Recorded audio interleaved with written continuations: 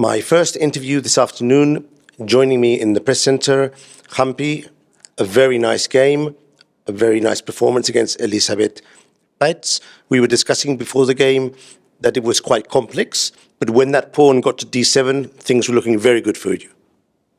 Yeah, it's quite interesting game. I think in the opening, I don't know, maybe king h1 is not required. I was even thinking of playing knight d2.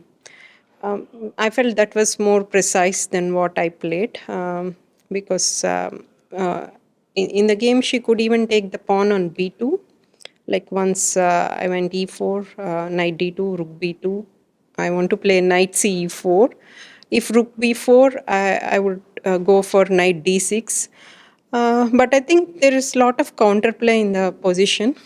And even in the game, even though I have a pawn up, it was quite a complex. It's more of about the central squares of who is getting the control over. In some positions, I think probably I did not like her bishop d5 move because it releases the complete tension.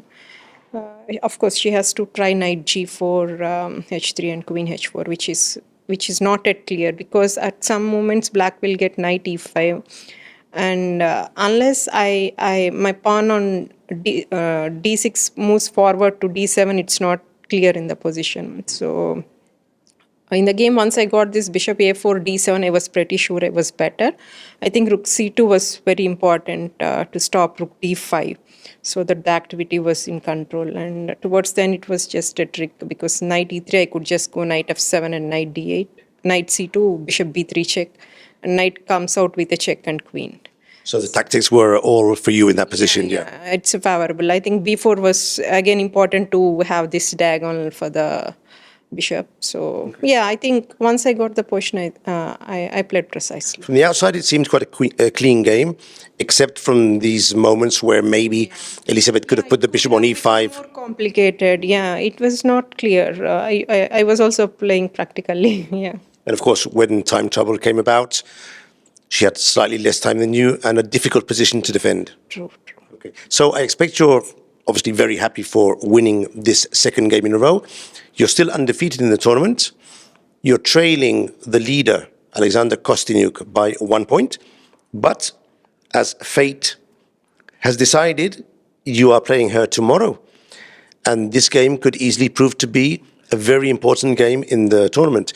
I expect you haven't thought much about tomorrow's game because, of course, today's game was more important.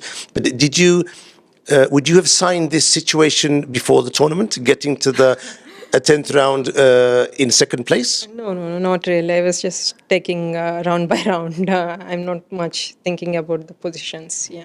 But you're playing very well. Your play is quite consistent. Okay, some ups and downs as normal, but you haven't been defeated in the whole tournament, and that's not something easy in this type of event. Yeah, thank you for the compliment. So any special, obviously you're not going to talk about your preparation for tomorrow, but any special thoughts about the game or just to rest and go for it tomorrow? What's your idea? No, I just finished the game, so I'll just relax and then I'll start preparing here. Good luck to both of you tomorrow. Thank you.